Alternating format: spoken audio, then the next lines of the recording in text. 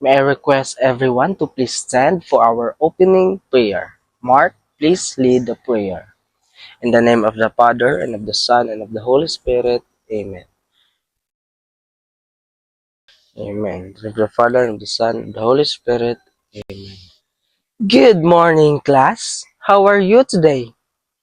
Oh, I'm glad to hear that. Is there anyone who is absent in the class today? All right, very good. I guess you all are willing to learn today. Am I right? Who among you here can still remember the topic that we had tackled last meeting? Yes, Christine? Very good. And what is a verb? Yes, Jerison? Now, let us continue to our next topic. But before that, we will have a group activity first. Are you familiar with the game 4 Picks 1 Word class? That will be our activity this afternoon. I will group you into 3 groups and each group will represent a different emotion from the movie Inside Out. This area will be the team sadness and the team anger and the team joy. You will have 3 minutes to finish your activity. Alright class, you may now start.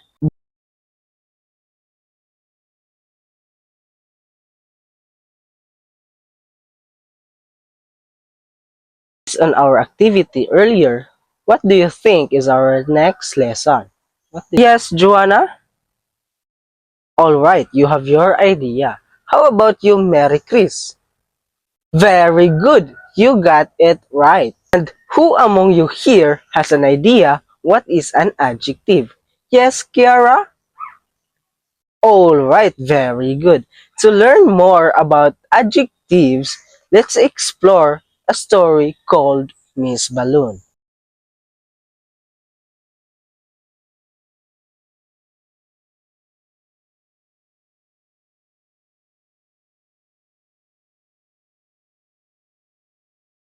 Did you enjoy our story, class? Then I have a question based on the story. Are the balloons pretty? Yes, Kin? Alright. And what kind of balloon did Peter like? Yes, Amy? Very good. And what color did Mila buy? Very good. And why did Anna like the red balloon? Yes, Cherry? Very good. What did Peter say about the balloons of Miss Balloon? Name the colors. Yes, Abigail? Very good. Let's give ourselves a round of applause. Please read the sentences, everyone. What kind of balloon did Peter buy? Yes, Kerlin?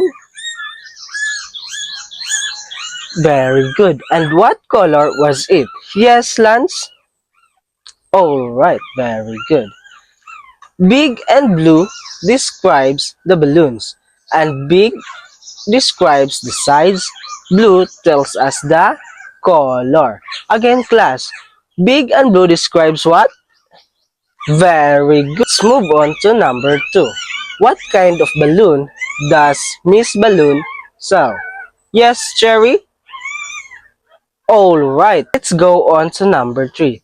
What can you say about the pink balloon? Yes, Sydney? Very good. Last number. How many balloons did Mela buy? Yes, Kim. And what color were they? Yes, Joshua. The word there are two, round and pink, is that two tells us how many they are. And round tells us what the shape is, and pink tells us what color it is. So the words that we collected are big, blue, round, pretty, pink, and two. These words are called adjectives. And adjectives is a word that describes a noun or a pronoun. Right, class, what is an adjective? Yes, Kiara? Very good. Now, let's create a sentence using the words that we collected.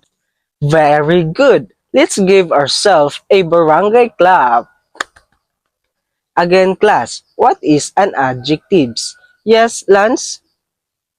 Very good. And who can give two examples of adjectives? Yes, Cherry? Very good. How about you, Joshua? Very good. Let's give ourselves a barangay clap. Now class, get a 1/4 sheet of paper and answer our evaluation. And please read the direction, everyone. Are you done, class? Alright, now get your assignment notebook and copy your assignment. Are you done, class? Alright, and I guess that's all. Thank you for listening. Goodbye, everyone.